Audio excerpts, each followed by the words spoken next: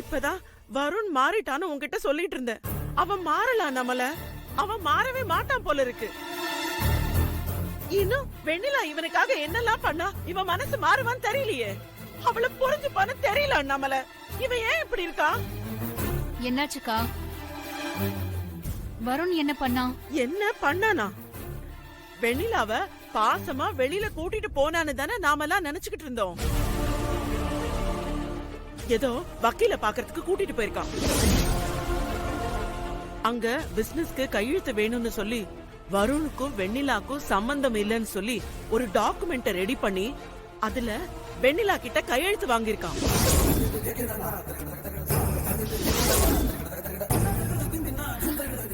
என்னக்கா சொல்றீங்க?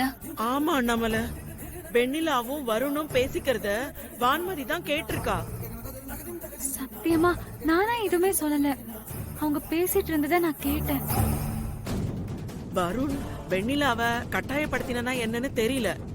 வெண்ணிலாவும் கையெழுத்து போட்டு குடுத்துட்டு வந்திருக்கா. அவங்கள ஒண்ணு சேர்த்துற மாட்டோமான்னு நாம எவ்வளவு கஷ்டப்பட்டுட்டு இருக்கோம். இந்த வருண் இப்படி தப்புக்கு மேல தப்பு பண்ணிட்டு இருந்தா என்னதான் நம்மள பண்ண முடியும்?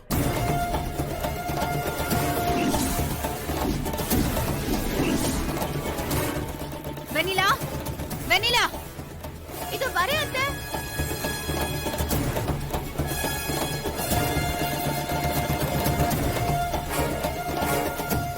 சொல்லுங்க அத்தை.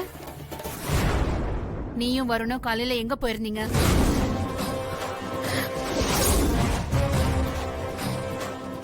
அதான் ஏற்கனவே சொன்னேனே, அவரை கடைக்கு தான் போயிட்டு வந்தோம்.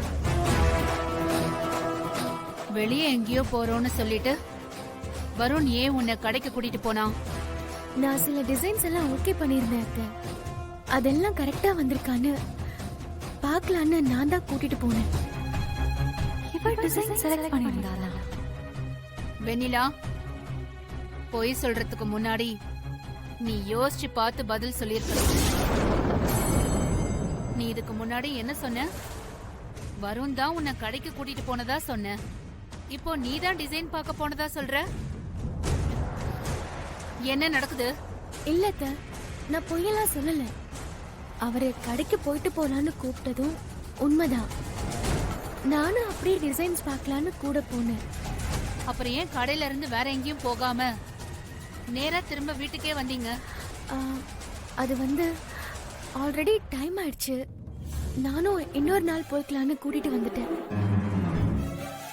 ஏன் வெண்ணிலா இப்படி பொய் மேல பொய் சொல்ற? அத்தைக்கு எல்லாம் உண்மையும் தெரிஞ்சிருச்சு.